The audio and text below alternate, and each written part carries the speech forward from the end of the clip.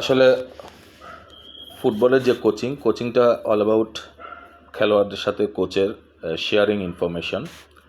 তো আমার প্র্যাকটিস সেশনের পরে খেলোয়াড়দের সাথে একটা রিভিউ সেশন করা হয়। সেই রিভিউ সেশনে তাদের অনেক ধরনের প্রশ্ন থাকে, কিংবা আমিও কিছু বিষয় ছোট ছোট যে বিষয়গুলো তাদের জানা জরুরি, ঠিক সেদিনের প্র্যাকটিসে তাদের যে মিস্টেক্সগুলো আছে সেগুলো নিয়ে তাদের সাথে যে ইনফরমেশন শেয়ার করাটা, সেই সময়ে আজকে তাদের সাথে একটা ইম্পর্ট্যান্ট বিষয় নিয়ে আসলে তাদেরকে আমি ইনফরমেশন শেয়ার করেছি। সেটা যে সেলফ বিলিফনেস, যেটা অর্থাৎ মেন্টালিটি।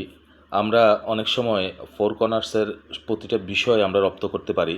অনেক প্লেয়ারের হয়তো ফিজিক্যাল কন্ডিশন বেটার থাকে, টেকনিক্যালি কিছুটা পারদর্শী হয়, ট্যাকটিক্যালি হয়তো সে কুইক লার্নার হতে পারে, কিন্তু সবচেয়ে ইম্পর্ট্যান্ট যে জিনিসটা সেটা হলো মেন্টালিটি। অর্থাৎ আমরা যখন উইন করতে থাকি তখন আমাদের মন মানসিকতা সব কিছুকেই, অ্যাটিটিউডকে কন্ট্রোল করা, তারপরে আবেগকে কন্ট্রোল করা, এবং নিজেকে ম্যাচের মধ্যে কিপ গোয়িং, মুভ ফরওয়ার্ড, এই যে বিষয়গুলো, এই জিনিসগুলো আমরা খুব সহজেই ধারণ করতে পারি। কিন্তু যখন একটা টিম হারতে থাকে তখন আমাদের যে লুজ করার পরে যে মানসিকতা থাকে, সেই সময়টাকে নিজের আবেগকে কন্ট্রোল করা বা নিজের অ্যাটিটিউডটাকে সংযত রাখা এবং মনোযোগের সহিত কোচের পরিকল্পনাগুলোকে মাঠে কার্যকর করার যে একটা মানসিক শক্তি, সেটা অনেক সময় আমরা হারিয়ে ফেলি।